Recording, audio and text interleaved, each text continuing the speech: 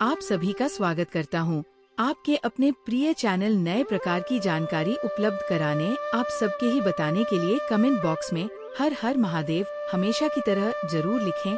तो चलिए दोस्तों, आज हम इस वीडियो में जानेंगे साल की सबसे बड़ी अमावस्या मौनी अमावस्या से संबंधित बहुत सारी महत्वपूर्ण बातें। और मौनी अमावस्या के दिन हमें ऐसी कौन से कार्य हैं जो नहीं करना चाहिए और ऐसे कौन से कार्य हैं जो जरूर ही करना चाहिए, और महिलाओं को भूलकर भी इन कार्यों को करने से बचना चाहिए। मौनी अमावस्या के दिन सुबह से लेकर शाम तक के संपूर्ण नियम विधि में आपको बताऊंगा। मौनी अमावस्या के दिन हमें कौन कौन से कार्य करने चाहिए ध्यान पूर्वक, और कौन कौन से कार्य महिलाओं को तो और भी ध्यान रखते हुए नहीं करनी चाहिए। इसी प्रकार के बहुत सारी महत्वपूर्ण बातें आज हम इस वीडियो में जानेंगे, तो आप लोग बने रहिए मेरे साथ मेरे चैनल पर। अगर आपको मेरा वीडियो पसंद आता है तो प्लीज आप मेरे चैनल को सब्सक्राइब कर दीजिएगा, बेल आइकन को प्रेस कर दीजिएगा, जिससे कि मेरे वीडियो के नोटिफिकेशन आप सभी के पास सबसे पहले पहुंचे। तो चलिए शुरू करते हैं। तो सबसे पहले तो बता दो आपको माघ महीने की सबसे बड़ी अमावस्या मौनी अमावस्या। तो इस बार तो महाकुंभ प्रयागराज में संगम में लोग जाकर स्नान करेंगे, शाही स्नान करेंगे। और ऐसे भी मान लीजिए, जब तुम नहीं मिलता है कि नदी सरोवर में साल की है सबसे बड़ी अमावस्या है, तो हमें स्नान जरूर करनी चाहिए। अगर आपके आसपास नदी सरोवर है तो जरूर हमें जानी चाहिए। अगर मान लीजिए जो लोग नहीं जा पाए, उनके लिए क्या नियम विधि है, और आप घर बैठे ही अमृत स्नान का सकते हैं। साथ ही आपको आपके वीडियो के अंत तक ही बने रहना है। आपको सभी प्रकार की इस वीडियो में जानकारी उपलब्ध कराई जाएगी, सब कुछ बताऊंगा। तो सबसे पहले आपको बता दूं कि मौनी अमावस्या जो है इस साल 2025 में 29 जनवरी को है। दिन है बुधवार का दिन है। कि किस देवता की पूजा करें, किसके ना करें, पीपल वृक्ष की करें ना करें, सभी कार्य बुधवार के दिन कर सकते हैं। जैसे 28 तारीख को शाम को शुरू हो जा रही है, शाम को 7:03 के आसपास शुरू हो जा रही है, और अगले दिन 29 जनवरी को शाम को 6:05 तक अमावस्या तिथि है। 29 जनवरी दिन बुधवार को मॉर्निंग अमावस्या का जो भी नियम कार्य स्नान ध्यान है, सभी कार्य हम 29 तारीख को करेंगे। दिन बुधवार को 29 जनवरी को क्लियर हो गया। आप चलिए मॉर्निंग अमावस्या के दिन पहले करने वाले सभी कार्य के बारे में हम जान लेते हैं कि कौन कौन से कार्य उसे दिन हमें जरूर करने हैं। तो सबसे पहले तो सुबह सवेरे हमें उठ जानी है। पूरा मुहूर्त में उठे या ठंडी है देख लीजिए, अपने हिसाब से अपने अकॉर्डिंग सुबह ही उठे तो ज्यादा बेहतर है। तो जरूर चाहिए। जो लोग महाकुंभ में गए हैं तभी तो बहुत ठंडी है, तो आप लोग देख लीजिए स्नान करनी है जहाँ भी आपका रेट जरूर कर लीजिए। दूसरी चीज क्या है, आप लोग महाकुंभ में नहीं जा पा रहे तो आप घर पर ही स्नान कैसे कर सकते हैं, साथ ही आप ये भी जानेंगे। तो आपके घर पर ही नहाने वाले पानी में थोड़ा सा गंगा जल मिल लेना है, और उसे जल से ही आपको स्नान करना है। जो लोग नहीं जा पाते हैं, आप अपने जाल में काला तिल और गंगा जल मिश्रित करके आप लोग स्नान कर सकते हैं। और जो महिलाएं मासिक धर्म है वो स्नान नहीं करेंगे, गंगा जल डालकर वो नॉर्मल स्नान कर सकते हैं। और ठंडे पानी से ही मौनी अमावस्या में स्नान किया जाता है। अगर आपको कुछ हेल्थ प्रॉब्लम है तब आप लोग गर्म जल से स्नान कर सकते, बाकी आप लोग देख लीजिएगा। ठीक है, ये भी तिथि जैसे मकर संक्रांति की तिथि है ना, ये सब तिथि है पहले ही निकाल कर राख लेनी है। आप लोग को मालूम नहीं है जो भी आपको दान करना चाहते, अपनी इच्छा के अनुसार सूर्यदेव को जल देना बहुत अधिक सही और शुभ माना जाता है। अति उत्तम है तो तेल का प्रयोग जरूर कीजिएगा, और उसमें भी कल वाले तिल से पूजा पाठ में इस्तेमाल करनी चाहिए। और जो लोग भी आप लोग पूछे, जैसे आप तिलकुट वगैरह तिल के लड्डू तुझे मार के महीने में 3 सर्वप्रथम हमें अपने मुख में डाली थी। तिलक से बने कोई भी चीज मिठाई, जैसे आप तिलकुट वगैरह तिल के लड्डू में डाल सकते हैं। 3 सर्वप्रथम हमें अपने मुख में डाला था, जैसे आप तिलकुट वगैरह तिल के लड्डू लाइव अगर अभी खा सकते हैं, कोई तिल ही जरूरी है, और दान करके। और उसके बाद से आप लोग सूर्य देव को जल वगैरह देकर उसे शिव जी की पूजा अमावस्या के दिन करते हैं। तुलसी जी की पूजा कर सकते। सभी देवी देवताओं को हमें पूजा करके प्रसन्न करनी है कि संगम के तट पर जो कि अभी लोग स्नान करे, धरती लोक पर आते हैं संगम के तट पर मौलिक अमावस्या के दिन तो बहुत अधिक शुभ और सही माना जाता है। भगवान को पूरी इस प्रकार की चीज अपने पितरों के फोटो पर आप चाहे तो हल्के रंग का एक माला वगैरह भी आप उनको समर्पित कर सकते हैं। पूजा पाठ दीपक वगैरह प्रचलित करके रख सकते हैं तो लगा लीजिएगा, क्योंकि पितरों के लिए घोग हम जैसे कोई भी चीज मतलब पशु पक्षियों को खिला देते, कुत्ता बिल्ली गाय जिसको चाहे कौवे को आप लोग खिला सकते हैं, लेकिन भोग हम नहीं लगते हैं। अगर आपके यहाँ लगाया जाता है तो आप लोग जरूर लगाइए, ठीक है। बाकी कर लेते हैं, उनको याद कर लेते हैं तो कोई पूजा पाठ आपको नदी सरोवर के तट पर दम तो और सबसे बड़ी अमावस्या है, सबसे महान समस्या है तो ये हो गया। और सबसे अधिक इसमें ज्ञान क्या रखती है, और पहले मुझे बतानी चाहिए कि इसमें मौन व्रत धारण किया जाता है। सुबह सवेरे उठकर सर्वप्रथम आपको स्नान से पहले इतना तो ध्यान रखती है, दिन में गलती से आप लोग बोलिए नहीं बोलिए वह बात अलग है, लेकिन आपको स्नान से पहले मुंह बंद करके जाकर मोहन रखकर सबसे पहले स्नान कर लेनी है। उसके बाद मान लीजिए मजबूरी में अगर बोलना ही पड़ेगा मोहन रखकर और आपको जाकर स्नान कर लेनी है तो उनसे तो भारी के लिए बोलना पड़ता है, लोगों को पता है। तो ये सारे से बात कीजिएगा, पैसा दिखाकर बात कीजिएगा कि कितना हुआ बोलिएगा, मत कोशिश कीजिएगा कि ना बोले तो। कुछ लोग भूल जाते हैं, लेकिन अगर याद आए तो हमें मॉर्निंग अमावस्या के दिन बोली नहीं चाहिए। पूरे दिन वीडियो थोड़ा बड़ा हो सकता है क्योंकि समझने में समय लग जाता है, तो ध्यान पूर्वक एक एक बातें आप लोग समझिए। और इससे पहले दोस्तों, अगर आपको मेरा वीडियो पसंद आता है तो चैनल को पक्का सब्सक्राइब कर दीजिएगा और वीडियो को लाइक कर दीजिएगा, क्योंकि आपकी एक छोटी सी लाइक से हमें बहुत अधिक हिम्मत और प्रेरणा मिलती है। तो जरूर कर दीजिएगा, आप लोग कर सकते हैं। बहुत अधिक हिम्मत और प्रेरणा मिलती है तो जरूर कर दीजिएगा। महिलाओं, आप लोग सिंदूर पीला वाला लगा सकते हैं। बुधवार का दिन है, मेकअप वगैरह आप लोग कर सकते हैं। बहुत सारी बहनें पूछता है, अपने घर में ब्रह्मा भोज ब्राह्मण को बुलाकर भोजन भी करवा सकते हैं। जितना होता है, जितना आपसे होता है, जितनी क्षमता है उतना ही कीजिएगा। इस बात का भी ध्यान रखिएगा, कर दीजिएगा। अच्छे से पूजा पाठ करके जलाकर पूरे घर में दिखा दीजिएगा, क्योंकि बहुत बड़ी समस्या है। इस बात का ध्यान रखेगा, बाकी लोग भी ध्यान रखेंगे। बहुत बड़ी अमावस्या, इस बात का ध्यान रखेगा। हर महिलाएं भी ध्यान रखेंगे, बाकी लोग भी ध्यान रखेंगे। अमावस्या के दिन नहीं करने वाले कार्य जो हमें नहीं करनी चाहिए, ध्यान पूर्वक आप लोग ध्यान देते हुए मतलब इस बात को गौर कीजिएगा। सबसे पहले तो महिलाओं को, लड़कियों को ध्यान रखने का, अमावस्या के दिन आप लोगों को बोल नहीं धोनी है। तो कभी बलमा इमरजेंसी हो जाए तो क्या हुआ, प्रॉब्लम हो तो आप लोग बोल लीजिए। लेकिन समोसे में बार बार कह रही हूँ, लेकिन अगर ध्यान पूर्वक सुनिए तो ध्यान रखेगा। दूसरी चीज क्या है, तो बहुत अच्छी बात है, बच्चों को साथ में ले लीजिए, वह पूछ सकते हैं। लेकिन आप लोग ना बोले तो ज्यादा बेहतर है। कुछ लोग भूल जाते हैं, लेकिन अगर याद आए तो हमें मॉर्निंग अमावस्या के दिन बोली नहीं चाहिए। पूरे दिन भी आप लोग चाहे तो माल व्रत रख सकते हैं। देखिए वीडियो थोड़ा बड़ा हो सकता है क्योंकि समझने में समय लग जाता है, तो ध्यान पूर्वक एक एक बातें आप लोग समझिए। और इससे पहले दोस्तों, अगर आपको मेरा वीडियो पसंद आता है तो चैनल को पक्का सब्सक्राइब कर दीजिएगा और वीडियो को लाइक कर दीजिएगा, क्योंकि आपके एक छोटी सी लाइक से हमें बहुत अधिक हिम्मत और प्रेरणा मिलती है। तो जरूर कर दीजिएगा। तो चलिए, महिलाओं को तो हर महिलाएं आप लोग सिंदूर पीला वाला लगा सकते हैं। बुधवार का दिन है, मेकअप वगैरह सकते हैं। अपने घर में ब्रह्मा भोज ब्राह्मण को बुलाकर भोजन भी करवा सकते हैं। टोटल आपकी इच्छा के ऊपर है, जितना होता है उतना कर सकते हैं। और दान तो आपकी मर्जी के ऊपर है, जितना आपसे होता है, जितना सक्षम है, जितनी क्षमता है उतना ही कीजिएगा। ऐसा नहीं मैं और करके हमें किसी को बताने नहीं चाहिए, इस बात का भी ध्यान रखिएगा, कर दीजिएगा। अच्छे से पूजा पाठ करके हवन वगैरह भी उसे नहीं कर सकते तो कपूर भी प्रचलित करके जलाकर पूरे घर में दिखा दीजिएगा, क्योंकि बहुत बड़ी अमावस्या, इस बात का ध्यान रख। बाकी लोग भी ध्यान रखेंगे, हर महिलाएं भी ध्यान रखेंगे, बाकी लोग भी ध्यान रखेंगे। अमावस्या के दिन नहीं करने वाले कार्य जो हमें नहीं करनी चाहिए, ध्यान पूर्वक आप लोग ध्यान देते हुए मतलब इस बात को गौर कीजिएगा।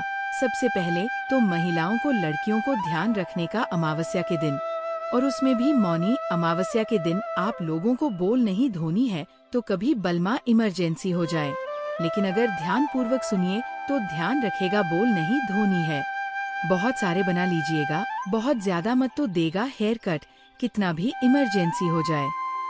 पीरियड का भी बोल है तो क्या हुआ बोल नहीं धोनी है। मैं आपसे कहता हूँ बहुत मजबूरी हूँ, कोई प्रॉब्लम हो तो आप लोग भूल लीजिए, लेकिन ये समोसे में बार बार कह रही हूँ। आप लोग बहुत सारा कमेंट आपका टूट कर मतलब बाल झड़ते नहीं चाहिए तो थोड़ा बहुत बंद वगैरह बना लीजिएगा, बहुत ज्यादा मत तोड़ेगा। तीसरी चीज, क्या हेयर कट वगैरह पुरुष भी अगर बचाए तो बहुत अच्छी बात है, बच्चों का भी बचाया और महिलाएं भी बचाएं तो अति उत्तम होगा। आपको उसे मौनी अमावस्या के दिन बोल नहीं खटवानी है, कुछ प्रॉब्लम है तब आप लोग कर सकते हैं, तब आप लोग कर सकते हैं। बहुत सारे लोग गलती से हाथ पैर को थोड़ा सा मतलब हो जाता है, नष्ट हो जाएंगे, इस बात का ध्यान रखिएगा।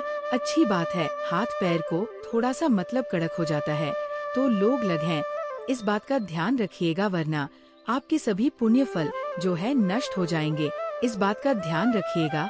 मौनी अमावस्या के दिन किसी भी पक्षी या पशु को मारना नहीं है और किसी भी भिखारी को भी खाली हाथ नहीं पहुंचना है और किसी भी बच्चों का अपमान नहीं करना है और ना ही किसी के साथ गलत व्यवहार करना है। हो सके तो इन चीजों से बच्चे, अगर आप गलती से किसी भी प्रकार का पक्षियों को नुकसान पहुंचाते हैं तो समझो आप अपने पितरों को नुकसान पहुंचा रहे हैं, तो आपको इन चीजों से बचाना है और अपने पितरों को तो अवश्य ही खुश करना है। तो जितना हो सके पशु पक्षियों से बच्चे और उनको नुकसान न पहुंचाएं, इस बात का ध्यान रखिएगा। पूजा पाठ तो जो है सो तो है, ये गलतियाँ आपके द्वारा नहीं होनी चाहिए। आपको मांस मछली का सेवन नहीं करनी है, जो लोग भी सुंदर ध्यान रखिएगा। और शरीर में हमें सरसों तेल या मान लीजिए बच्चों को लगाना है तो लगा सकते हैं, छोटे बच्चों को तेल की मालिश वगैरह कर सकते हैं। किसी को जरूरत हो जाए दर्द नाशक तेल वगैरह लगानी है तो लगा सकते हैं, लेकिन हम उसे एक दिन शरीर में तेल नहीं लगते हैं। कुछ लोग जैसे इतना ध्यान करने के बाद सरसों तेल वगैरह बॉडी में नारियल तेल लगाने लगते हैं तो नहीं लगानी चाहिए। कुछ मजबूरी हो तब लगा सकते हो, तेल मत लगाएगा, इस बात का आप लोग ध्यान रखिएगा। और गर्भवती महिलाओं को भी ध्यान रखती है, पीपल वृक्ष की पूजा तो करनी है। रात में आप लोग शाम को चाहे तो एक दक्षिण मुखी तिल के तेल का, ये सरसों के तेल का दीपक आप लोग अपने पितरों के लिए प्रज्वलित करके दक्षिण मुखी रख सकते हैं या घर के किसी कोने पर भी रख सकते हैं। आप लोग देख लीजिए तो ज्यादा रात में ना जाए, देर रात में शाम को ही ले जाकर प्रचलित करके रख सकते हैं। ये क्लियर हो गया, क्योंकि जो पीपल वृक्ष है ना, वो सभी देवी देवताओं का निवास स्थान माना जाता है। ब्रह्मा विष्णु महेश सभी देवी देवताओं का है, पितरों का तो है, जाकर रख सकते हैं। और सबसे महत्वपूर्ण नहीं करनी है कुछ भी अपने घर में। आपको नया करना है या कोई कार्य करने जा रहे हैं, शुरुआत करनी है तो अमावस्या के दिन से नहीं करनी चाहिए, क्योंकि ये पितरों का दिन है। तो आपने इस बात का ध्यान रखेगा। झाड़ू वगैरह अपने घर में अमावस्या के दिन आप लोग खरीदकर आप लोग देख सकते हैं, लेकिन खरीदकर झाड़ू जो लक्ष्मी माता का स्वरूप है तो हमें नहीं लानी चाहिए। इन सभी बातों का ध्यान रखेगा। ये सभी कार्य हमें अमावस्या के दिन नहीं करनी है। बाकी श्रृंगार कर सकते हैं, हेयर कट और बाल धोना सब कुछ बता ही चुका, हमें नहीं करनी है। भक्तों, अब मैं आपको बताऊंगा कि मौनी अमावस के दिन आपको क्या खाना चाहिए और क्या नहीं, और आपको वीडियो के अंत तक बने रहना है। अगर आप अभी तक वीडियो को देख रहे हैं, इसका मतलब आपको वीडियो अच्छी लगी रही है। इससे आप एक लाइक जरूर कर दीजिएगा। मौनी अमावस्या एक महत्वपूर्ण हिंदू त्योहार है जो प्रत्येक वर्ष माघ मास की अमावस्या तिथि को मनाया जाता है। इस दिन कुछ विशेष भोजन का सेवन करना शुभ माना जाता है, जबकि कुछ भोजन से हमें बचाना चाहिए। तो आज हम इस वीडियो के अंत में ये जानेंगे कि मौनी अमावस्या के दिन किन चीजों का सेवन करना चाहिए और किन चीजों का सेवन करने से हमें बचाना चाहिए। तो चलिए पहले जान लेते हैं कि मौनी अमावस्या के दिन हमें क्या खाना चाहिए और जो हमारे लिए हमारी सेहत के लिए अच्छा माना जाता है। तो सबसे पहले देखते हैं तिल के व्यंजन खाना अति शुभ माना गया है। कहा जाता है कि मौनी अमावस्या पर तिल और तिल के व्यंजनों का सेवन करना काफी ज्यादा शुभ माना जाता है। और कहा जाता है यदि आप मौनी अमावस्या के दिन तिल का दान करते हैं तो ये दान लाख गुना अधिक माना जाता है और इस दान से आपके जीवन में सुख समृद्धि बनी रहती है और साथ साथ ही आपके जीवन में चल रही आर्थिक समस्याएं भी दूर होती हैं। नंबर दूसरा, खिचड़ी और अन्य शाकाहारी व्यंजन जैसे कि मौनी अमावस्या पर खिचड़ी और अन्य शाकाहारी व्यंजनों का सेवन करना शुभ माना जाता है। कहा जाता है कि खिचड़ी मौनी अमावस्या के दिन खाना काफी ज्यादा शुभ माना जाता है। आपको खिचड़ी अवश्य ही खाना चाहिए और हो सके तो खिचड़ी किसी गरीब को दान जरूर करें। इस दिन खिचड़ी का दान करना भी काफी ज्यादा शुभ माना जाता है। नंबर 3, फल और सब्जियां। मौनी अमावस्या के दिन फल और सब्जियों का सेवन करना भी शुभ माना जाता है। कहा जाता है कि मौनी अमावस्या के दिन फल फ्रूट खाना ही ज्यादा शुभ माना जाता है। नंबर 4, दूध और दही। मौनी अमावस्या के दिन दूध और दही का सेवन करना चाहिए, ये भी काफी ज्यादा शुभ माना जाता है। अब चलिए जानते हैं वह चीज है जिन्हें हमें मौनी अमावस्या के दिन बचना चाहिए। चीजों के सेवन से तो सबसे पहले है मांसाहारी भोजन। भूलकर भी हमें मौनी अमावस्या के दिन मांसाहारी व्यंजनों से बचना चाहिए और न ही इनका सेवन करना चाहिए। ऐसा कहा जाता है कि मांसाहारी भोजन करना मौनी अमावस के दिन अशुभ माना जाता है। तो हो सके तो आप मांसाहारी व्यंजन से बच्चे और एक और चीज बता देते हैं। चलिए, आपको मौनी अमावस के दिन हमें प्याज और लहसुन के सेवन से भी बचना चाहिए, क्योंकि कहा जाता है कि प्याज और लहसुन भी मांसाहारी व्यंजन में आता है। तो अगर आप भी इनका सेवन करते हैं तो आपको इनके सेवन से बचना चाहिए। नंबर दूसरा है माँ और नशीले पदार्थ। मादा यानी कि जो शराब होती है, इसका सेवन पुरुष को तो कतई नहीं करना चाहिए। अगर आपके घर में किसी का व्रत है, अमावस्या का व्रत है, किसी महिला का व्रत है, अगर आपके घर में ही है तो किसी भी प्रेस को इन चीजों की सेवन से बचना चाहिए। ये भी काफी ज्यादा अशुभ माना जाता है और नशीले पदार्थों से भी दूर रहना चाहिए। जितने भी नशीले पदार्थ हैं, उनका सेवन करने से भी बचना चाहिए। नंबर 3, तामसिक भोजन। मौनी अमावस्या के दिन तामसिक भूषण जैसे कि प्याज, लहसुन, मिर्च मसाले, गरम मसाले आदि से भी बचना चाहिए। इनके सेवन से भी हमें जितना हो सके दूर रहे। और नंबर 4 और आखिरी चीज जान लेते हैं, अधिक के लिए भोजन। मौनी अमावस्या पर अधिक के लिए भोजन से बचना चाहिए। भक्तों, अब मैं आपको एक गौ माता से जुदा भी उपाय बता देता हूँ। अगर आप ये मौनी अमावस्या के दिन कर लेते हैं तो समझो आप 33 करोड़ देवी देवताओं का आशीर्वाद प्राप्त कर लेते हैं। तो आपको मौनी अमावस्या के दिन इस गौ माता का जोड़ा उपाय भी जरूर ही करना है। भक्तों, ये ध्यान रखना जरूरी महत्वपूर्ण बात है कि गौ माता को केवल शुद्ध और स्वच्छ भोजन ही खिलाना चाहिए। इसके अलावा गाय को पानी पिलाना और उसकी देखभाल करना भी महत्वपूर्ण माना जाता है। कहा जाता है गौ माता की देखभाल करना और उसकी सेवा करने से हमें पुण्य फल की प्राप्ति होती है। मौनी अमावस्या के दिन गाय को खिलाने से कई लाभ प्राप्त होते हैं।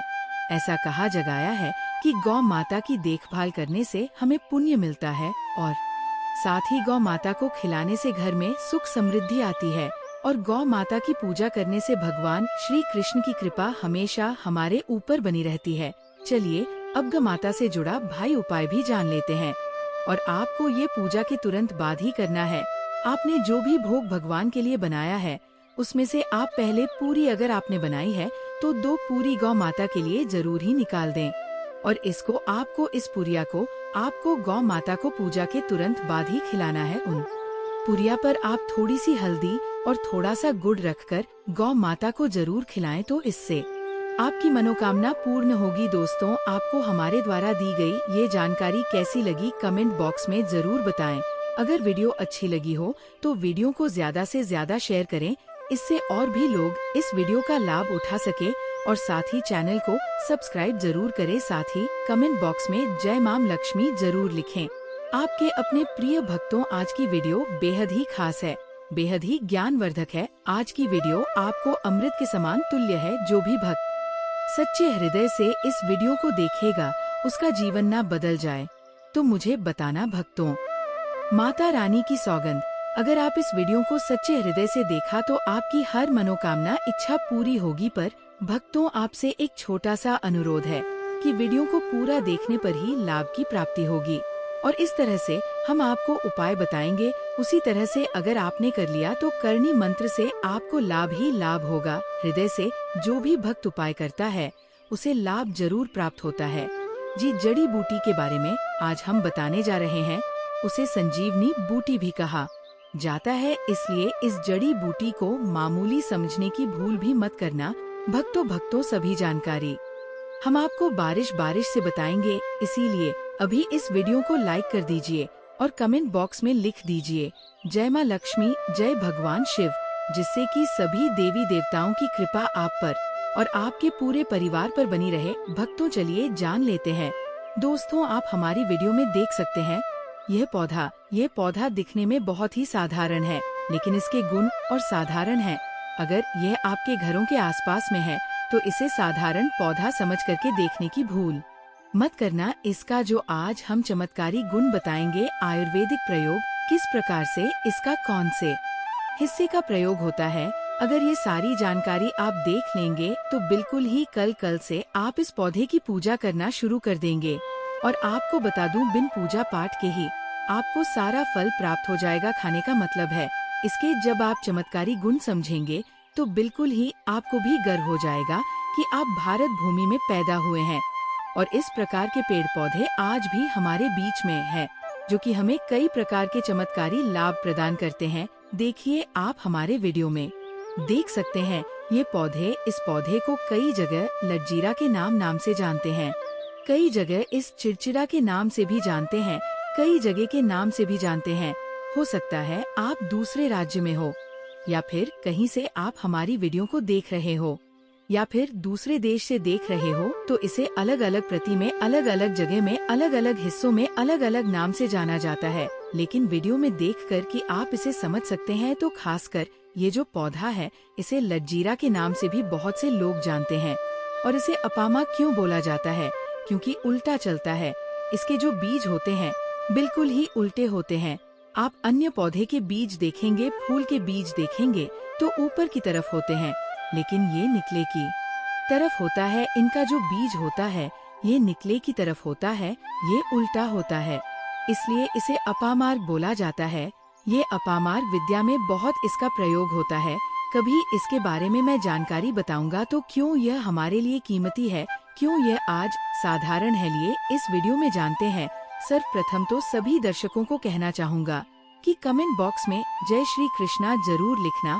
अगर आप भारत भूमि से हैं तो जय हिंद बिल्कुल ही लिखना।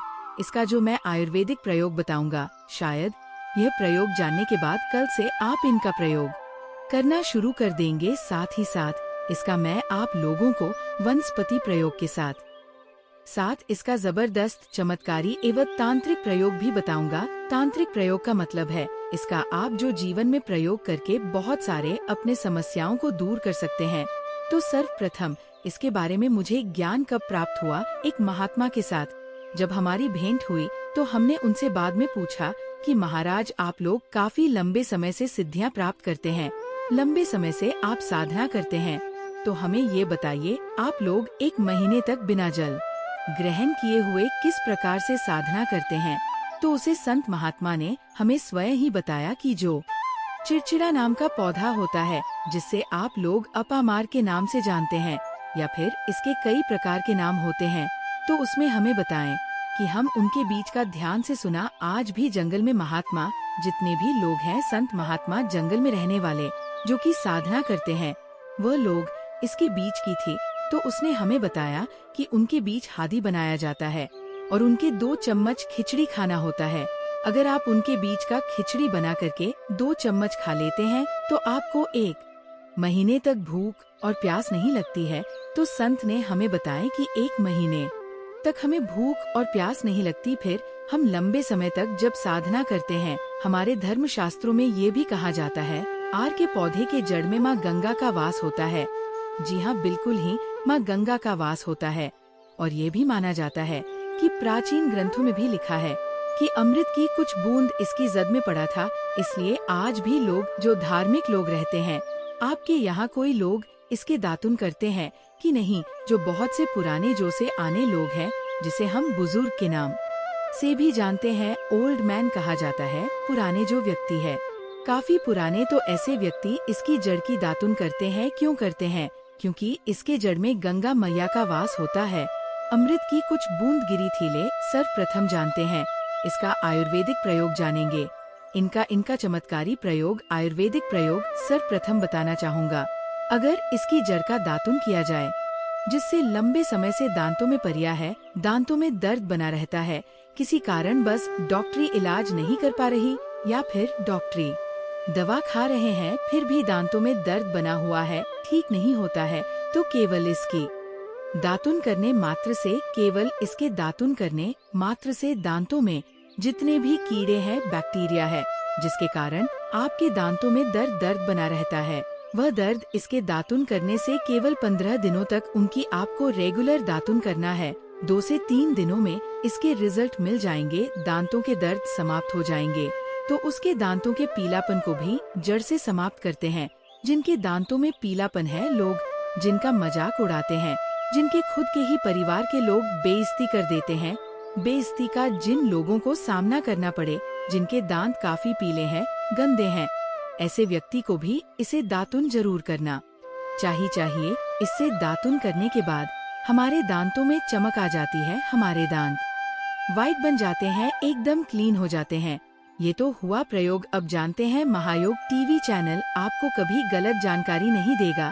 किस प्रकार से ये प्रयोग हमने कई लोगों को हम खुद कर चुके हैं, इसलिए हम प्रमाणित प्रयोग बता रहे हैं। तो जिनके प्रसव होने में विलम्ब हो रही है, बहुत सारी ऐसी माताएं बहनें होती हैं ग्रामीण इलाकों में, शहरी इलाकों में, जिन्हें प्रसव के समय में काफी पीड़ा होती है, जो लोग चाहते हैं डॉक्टर के जरिए से चीर फाड़ ना हो, क्योंकि चीर फाड़ के चक्कर में काफी होती है, बाद में आगे चल करके अपने जैसे टांके लग पाए, किड फाड़ कर करके बच्चा बाहर निकल पाया तो उससे काफी हमें बाद में दिक्कतों का सामना करना पड़ता है। आप चाहते हैं कि आपका जो डिलीवरी सुविधा पूर्वक हो जाए, अर्थात आपके प्रसव हो जाए। किसी भी प्रकार की जो जड़ होती है, इससे आपको सर्वप्रथम 2-4 आपको चावल के दाने ले लेना है, और इसकी जड़ है, इसमें आपको डालना है थोड़ा सा। इसकी जद में आपको अपनी का और जड़ को ले जाते समय आपको प्रार्थना करना है कि हे महाराज, मैं आपको इस कार्य के लिए ले जा रहा हूँ कि मैं किसी महिला के लिए गर्भ से जो बच्चे हो तत्काल बाहर निकल, इसलिए मैं आपको ले जा, इस प्रकार से प्रार्थना करना है। और इसे लाल कलर के कपड़े में बांध करके जो प्रसूता स्त्री है, जिसके कहा जाए बच्चे गर्भ से बाहर नहीं, उन्हें पहना देना है। बिल्कुल ही उनके 10 से 15 मिनट के भीतर में जैसे ही इन्हें पहनाएं, इसे लाल कलर के कपड़े में बांध करके पहनना होता है, तत्काल गर्भनाल से बाहर आ जाएंगे, बच्चे बाहर आ जाते हैं। इसके बाद तत्काल इसकी जड़ को निकाल देना होता है, कमर में बंधी तत्काल निकाल देना है, अन्यथा ये क्या करता है, गर्भनाल को भी बाहर निकल सकता है। तो ये प्रसव में जो विलम्ब होती है, जिनके बच्चे गर्भ से बाहर नहीं आते हैं, इसमें संध्या नहीं। हमने बहुत से लोगों को ये प्रयोग कर देख चुके हैं। इसके बाद लिए जानते हैं इसका कुछ और आयुर्वेदिक प्रयोग, उसके बाद इसके चमत्कारी प्रयोग बताना शुरू करूँगा। आप चमत्कारी प्रयोग कैसे, इसमें इसके अंदर में बहुत चमत्कारी गुण भरे हुए हैं, आयुर्वेदिक प्रयोग में बताना चाहूँगा। जिनके दांत दर्द हो रही, बहुत से लोग ऐसे हैं जिनको सर का दर्द होता है, तो सर के दर्द, बालों को बताना चाहूँगा। दांत के दर्द बताया, दांत के दर्द को ठीक करने के बाद आपके को लाकर के भस्म में भी बना सकते हैं, और उनकी भस्म बनाने के बाद जहाँ पर दर्द होता है, दोस्तों महायोग टीवी का संकल्प है सही जानकारी पहुँचाना दोस्तों मेरी एक बात पर, और आप गौर करना दोस्तों, महायोग टीवी चैनल मात्र एक चैनल नहीं है, बल्कि ये हिंदू धर्म का एक ऐसा मैसेज प्रचारक बनाना चाहता हूँ, जो कि हिंदू धर्म पूरे भारत नहीं बल्कि पूरे विश्व में जाना जाए, और इसका पश्चिम हर जगह हरा। तो दोस्तों, इसलिए इस चैनल को सब्सक्राइब आपको जरूर करना है, और अपने मित्रों के साथ ये वीडियो को शेयर करना है, जिससे कि मैं हिंदू धर्म को बहुत आगे तक ले जा सकूं। तो मुझे बस आप लोगों का सहयोग चाहिए, और आप अगर ये उपाय कर लेती हो तो यकीनन आप पर मालक लक्ष्मी और आपको अमीर बनने से कोई नहीं रोक सकता। बस आप इन पेड़ों की जड़ में से किसी भी एक जड़ को ले आना। अगर आपको फायदा न मिले तो आप मेरे चैनल को चाहे भला एंड सब्सक्राइब भी कर सकते हो, पर दोस्तों ये उपाय जिस तरह से मैंने बताया गया है, उसी तरह से ही उसे उपाय को बस एक बात कर लेना, वहाँ पर इसकी भस्म को लगाइए, बिल्कुल ये दर्द को ठीक करता है, क्योंकि इसके अंदर में ऐसी चमत्कारी शक्तियाँ पाई जाती है जो कि किसी भी प्रकार का सिर दर्द हो, डिप्रेशन के कारण आ रहा हो, अनिद्रा के कारण आ रहा हो, या फिर पागलपन के कारण, बहुत सारे ऐसे कारण होते हैं, या फिर गर्मी के कारण आ रहा होलगने के कारण किसी भी प्रकार का सिर दर्द हो, उसमें रामबाण की तरह ही ये काम करता है। मैं आप लोगों को इसका चमत्कारी प्रयोग बताऊंगा। पहले प्रयोग है, जो लोग चाहते हैं कि उनके कार्य भर में उन्हें तरक्की मिले, जैसे कि जो लोग व्यापार वर्ग से जुड़े हुए हैं, जो लोग चाहते हैं जिनका धंधा पानी अच्छे से चले, जिनकी दुकान अच्छी चल, तो ऐसा व्यक्ति क्या कर सकते हैं, इसकी जड़ को रवि पुष्य नक्षत्र में लाना होता है, गुरु पुष्प नक्षत्र में लाना होता है, या फिर कोई शुभ दिन हो, जैसे दीपावली है, होली है, या फिर बहुत सारे शुभ दिन आते हैं। कृतिका नक्षत्र में भी आप इसकी जड़ को ला सकते हैं। तो इसकी जड़ को लाना होता है और इसे लाल कलर के कपड़े में बंद करके आप अपने व्यापार स्थान में बंद देखना, जहां 5 ग्राहक आ रहे हैं, तो इसकी कृपा से ग्राहकों की भीड़ लग जाएगी। खाने का मतलब है कि ये दुकान में ग्राहकों की भीड़ को भी बढ़ाएगी, यह आपकी आमदनी बढ़ाने का काम करेगी। इसके बाद इसका दूसरा प्रयोग सुनी, जो लोग जैसे बेरोजगार है, रोजगार प्राप्त करना चाहते हैं, ऐसे व्यक्ति इसकी जड़ को ध्यान से सुनिए। ऐसे व्यक्ति इसकी जड़ को एक दिन पहले आपको निमंत्रण देकर के आ जाना है। कौन से दिन में, ध्यान से सुनिए, शनिवार के दिन, रविवार के दिन सूर्य उदय से पहले इस खोज करके लाना है, और इसके बाद सोमवार की आपको पूजा करना है, और मंगलवार के दिन भी इनकी पूजा करने के बाद बुधवार के दिन इसकी जड़ को आपको धारण करना है। तो आपको बिल्कुल बकुल ही मनोवांछित नौकरी की प्राप्ति होगी। एक नागा बाबा ने हमें इसके बारे में बताया था और इसका प्रभाव काफी अचूक है। ये हुए 2 प्रयोग। अब इसका तीसरा प्रयोग सुनिए। तीसरा प्रयोग क्या है कि आप में से अधिकतर बहुत से लोग हैं जिस नज़र दोष लग जाता है, भूत प्रेत बाधा से ग्रस्त रहते हैं, परेशान हो जाते हैं। तो ऐसा व्यक्ति क्या करें, इसकी जड़ को चांदी के ताबीज में डाल करके शनिवार के दिन धारण करें। चांदी के ताबीज में डाल करके शनिवार के दिन इसे धारण करें। तो किसी भी प्रकार की आपको नज़र दोष लगी हो, किसी भी प्रकार की, कई लोग तंत्र क्रिया कर देते हैं, ये बिल्कुल ही आपको नहीं लगेंगे, आप हमेशा सुरक्षित रहेंगे। दोस्तों, वैसे तो इसके अनेक चमत्कारी गुण हैं, और इसके कुछ चमत्कारी गुण जैसे कि बहुत से लोग पैसे में बताना नहीं चाह रहा था, लेकिन चलिए अंतिम प्रयोग के रूप में बता दूंगा। ध्यान से सुनिए। तो आप में से बहुत सारे ऐसे लोग हैं जो कि चाहते हैं कि सामने वाले आपको देखकर कि आपकी तरह बच्ची भूत हो जाए, या फिर आपकी ही तरह कार्य करे, आप जो बोले आपके ही अनुरूप कार्य करे। एक काम करना, इसकी जड़ और सफेद दुर्गा घास, ध्यान से सुना, इसकी जड़ और सफेद दूरवा घास दोनों को पीस करके आनंद तैयार करना, इसका तिलक लगाना है। इसका तिलक लगाकर कि अगर आप सभा में जाते हैं तो पूरी सभा आपको देख करके मोहित हो जाएगी।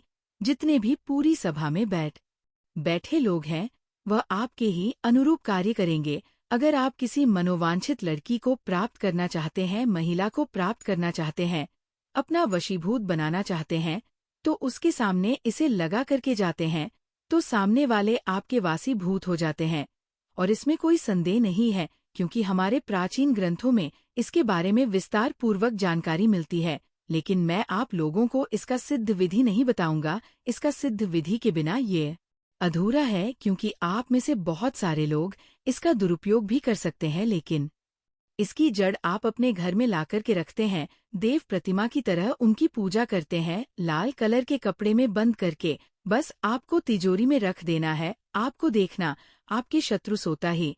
दोस्तों, महायोग टीवी चैनल को सब्सक्राइब जरूर करें, और हिंदू धर्म की ऐसी ही बातें जानने के लिए इस चैनल को अपने दोस्तों के साथ शेयर करें, जिससे मैं महायोग टीवी के माध्यम से अपने हर एक हिंदू भाई को इस चैनल पर जोड़ सकूं। कौन सी खरीद करके लाना है? घर में तोते का चित्र, तोता का चित्र क्यों खरीद कर लाना चाहिए, इसके पीछे भी एक कारण बताना चाहूंगा। इसमें वास होता है, ऐसा माना जाता है। आपके घर में अगर छोटे बच्चे हैं, या फिर अगर आप यूपीएससी की तैयारी करते हैं, कोई अच्छी जॉब के लिए तैयारी करते हैं, और आपका पढ़ने में मन नहीं लगता है, या फिर आपको नींद आने लग जाती है, या फिर बीच बीच में कोई परेशानी आ जाती है, या फिर आपके घर में जो छोटे छोटे बच्चे हैं जिनका पढ़ाई में मन नहीं लगता है, तो तोते का चित्र लाइए और घर की उत्तर दिशा में आप तोते की तस्वीर को बिल्कुल ही वहां पर लगा दीजिए। ऐसा माना जाता है कि उत्तर दिशा में अगर आप नए साल के दिन तोते की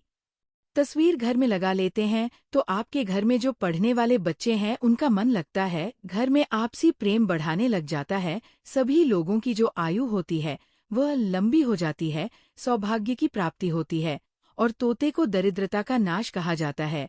आपके घर में बीमारी है, दर्द देता है, अर्थात आपके घर में जो गरीबी है उसको ये नाश करने वाला कहा गया है। वास्तुशास्त्र में तोते को बहुत ही उत्तम पक्षी कहा गया है। जिस स्थान पर तोता का चित्र रखा जाता है उस स्थान पर कभी भी दरिद्रता का वास नहीं होता है। तोते की तस्वीर जरूर लाइए। दोस्तों, आपसे एक बात और कहना चाहूंगा कि आप अपनी राशि को हमारे कमेंट बॉक्स में जरूर शेयर करें हमारे साथ, क्योंकि हम आपकी राशि से जुड़े कुछ ऐसे उपाय भी बताते हैं जिनसे आपको धन की प्राप्ति हो और कुछ विशेष रूप से आप पर कृपा हो। या फिर आप ये समझ सकते हैं कि आपको हम कुछ ऐसे उपाय भी बताते हैं एवं तांत्रिक उपाय भी बताते हैं जिनसे आपको लाभ की प्राप्ति हो। और आपको कोई भी समस्या हो तो भी आप हमारे कमेंट बॉक्स में हमें बता सकते हैं। सच्चे हृदय से कमेंट बॉक्स में लिखना ना भूले। जय मां लक्ष्मी। ध्यान से सुनना। हिंदू धर्म में शंख को बहुत ही पवित्र माना जाता है। अब ऐसा क्यों माना जाता है? क्योंकि समुद्र मंथन के दौरान शंख की उत्पत्ति हुई थी और 14 रत्न में से शंख की भी गणना होती है। शंख भगवान विष्णु जी ने स्वयं धारण किया हुआ है और ऐसा माना जाता है कि जो शंख है इसमें माता लक्ष्मी का वास होता है।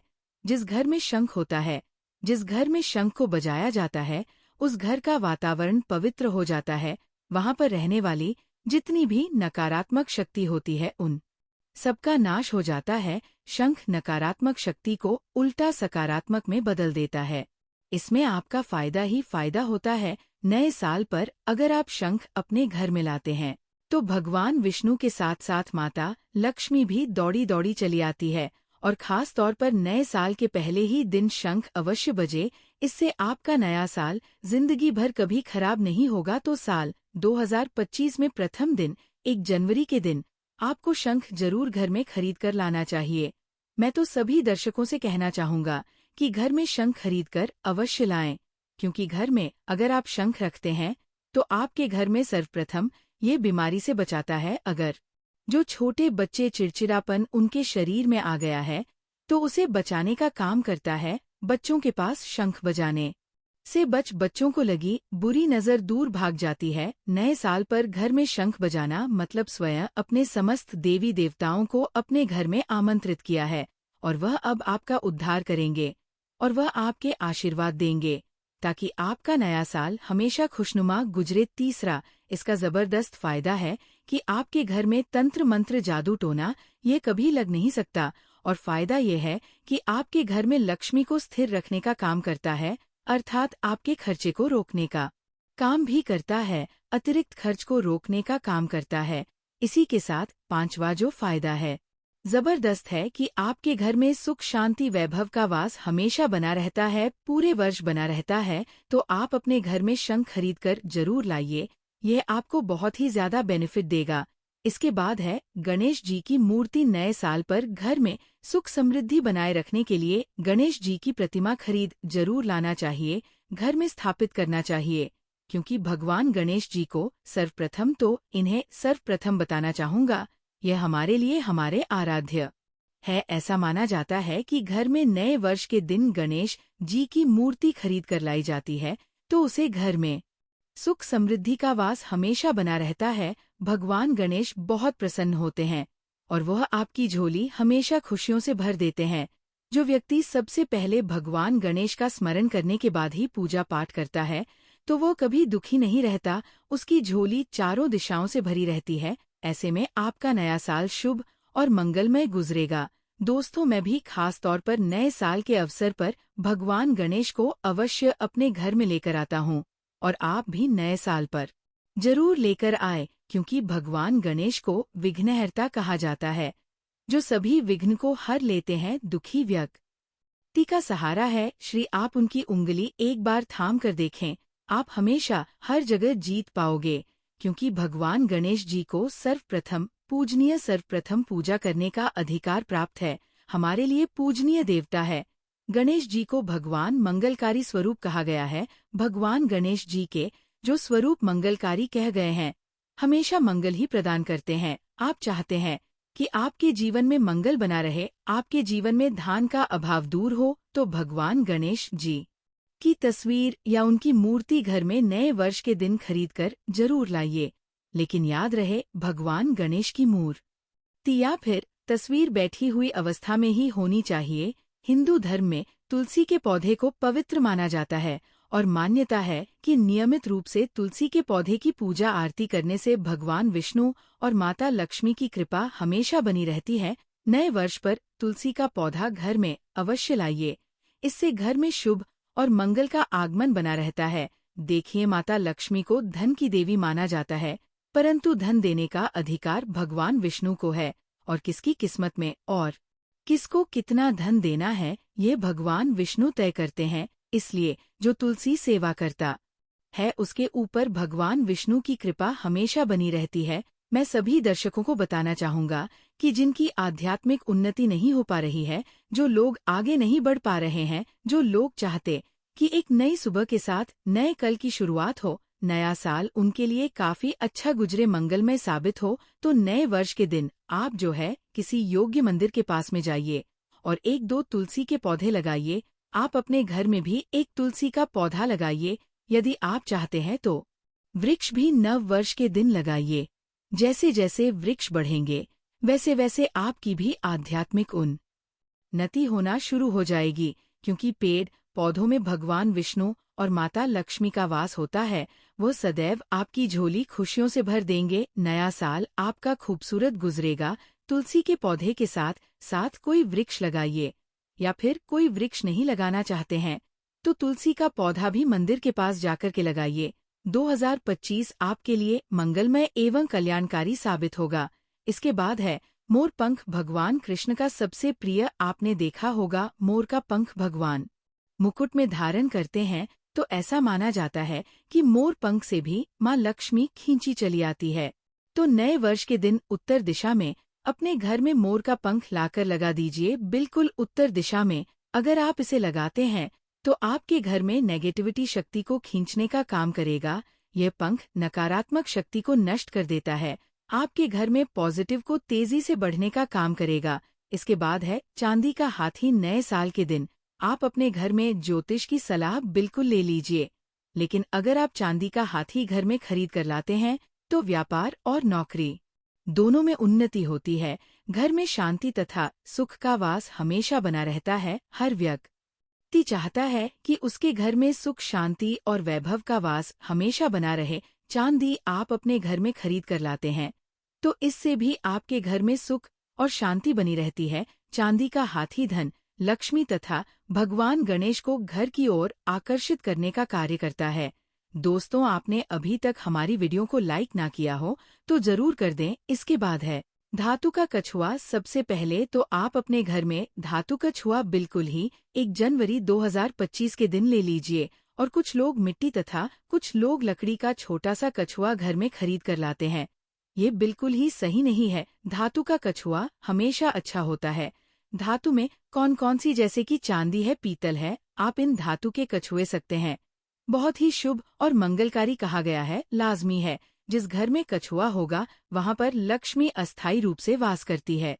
दोस्तों, नव वर्ष नए साल पर इन वस्तुओं को लाना बहुत ही शुभ माना गया है। आपको नव वर्ष के दिन में से कोई भी एक वस्तु अवश्य लानी चाहिए। उससे घर में सुख, शांति और समृद्धि बनी रहती है और लक्ष्मी माँ की कृपा बनी रहती है। दोस्तों, वीडियो को पूरा ही देखें, अन्यथा आपके असंपर्क प्रति होगी। और आपने ये तो सुना ही होगा कि अधूरा ज्ञान हमेशा खतरनाक ही साबित होता है। इसलिए आखिरी में इस वीडियो में मैं कुछ ऐसे आपको वृक्ष भी बताऊंगा जिन्हें छूने से आपकी गरीबी तत्काल दूर हो जाएगी, जो आपको 1 जनवरी के दिन छूकर आ जाना है। चलिए दोस्तों, ये भी जान लेते हैं कि आखिर कौन से हैं वह वृक्ष जिन्हें हम 1 जनवरी या फिर नए साल के दिन अगर छू लेते हैं तो तत्काल हमारी गरीबी कैसे मिट सकती है और माँ लक्ष्मी का और भगवान विष्णु का आशीर्वाद हमें कैसे प्राप्त हो सकता है, तो दोस्तों इसके लिए हम आपको बता दें कि आप ये तो जानते ही होंगे कि वट सावित्री जो माताएं बहनें होती है, जो वट सावित्री का व्रत रखती है, तो इसमें आपने देखा होगा हमारी माताएं बहनें पीपल के पेड़ की पूजा करती हैं। दोस्तों पीपल के पेड़ में भगवान विष्णु का वास होता है, यानी कि घन के राजा भगवान विष्णु का वास होता है। जी हाँ दोस्तों, आपको मैं बता दूं कि मां लक्ष्मी धन की देवी है और किसको कितना धन देना है ये विष्णु भगवान की तय करते हैं कि किसके भाग्य में कितने धन देना है। तो आपको जो पीपल का वृक्ष होता है, न्यू ईयर के दिन या फिर आप कह सकती है कि 1 जनवरी के दिन इस वृक्ष को छूने मात्र से आपकी गरीबी दूर हो सकती है। दोस्तों क्योंकि आप ये तो जानते ही है कि भगवान विष्णु का इसमें वास होता है, माँ लक्ष्मी की इसमें असीम कृपा होती है, तो दोस्तों आप ये समझे कि जब आप विष्णु भगवान के प्रिय हो सकते हैं तो माँ लक्ष्मी आप पर कृपा क्यों नहीं करेंगे और आपको धन प्रदान क्यों नहीं करेंगे। तो दोस्त तो मैं आपको बता दूं कि आपको धन जरूर मिलेगा और मान ले माता लक्ष्मी भगवान विष्णु की कृपा भी आपको असीम रूप से मिलेगी। तो पीपल के पेड़ के नीचे 1 जनवरी के दिन आपको एक उपाय भी करना है। दोस्तों सबसे पहले तो आप पीपल के वृक्ष को प्रणाम कर लीजिए और बाद उस वृक्ष को छू लीजिए और पीपल के पत्ते को भी तोड़ दीजिए और इस पत्ते को तोड़कर अपने घर ले आना है। आपको इससे पहले कुछ आपको और उपाय भी करना है। दोस्तों आपको पीपल के पेड़ के नीचे एक घी का दीपक जलाना है और पीपल से आपको एक भोग भी लगाना है, जो कि आप ये कर सकते हैं कि किसी मिठाई या फिर कोई स्वादिष्ट व्यंजन हो उन्हें अर्पित कर दीजिए, क्योंकि पीपल को ही भगवान विष्णु का स्वरूप माना जाता है, इसलिए पीपल की पूजा की जाती है। इसलिए आप कोई मीठा भोग उन्हें चढ़ा दीजिए और इसके बाद भगवान विष्णु से आपको कहना है कि है वृक्षराज है विष्णु भगवान, आप हमारी दरिद्रता को दूर करें। और वहाँ पर आपको एक घी का दीपक जला देना है और घी का दीपक जलाने के बाद आप पीपल की विशेष रूप से कहिए कि है वृक्षराज आप हमारी धन की जो हमारी समस्या है उसे दूर करें और हमारे जीवन में धन की समस्या को जड़ से हटा दे। तो दोस्तों आपको इतना करने के बाद पीपल के वृक्ष से अपने घर आ जाना है, पर वहाँ से एक पीपल का पत्ता भी आपके साथ में लेकर आना है और उस पीपल के पत्ते को आपको अपने घर के मंदिर। दोस्तों चैनल को सब्सक्राइब करना भूल मत जाना, इसलिए अभी सब्सक्राइब कर दीजिए। चलिए दोस्तों मिलते हैं अगले वीडियो में। चैनल को सब्सक्राइब करें और बेल आइकन को ऑन कर दें, जिससे आने वाली हर एक वीडियो का नोटिफिकेशन आपको मिल सके वीडियो को पूरा देखने के लिए।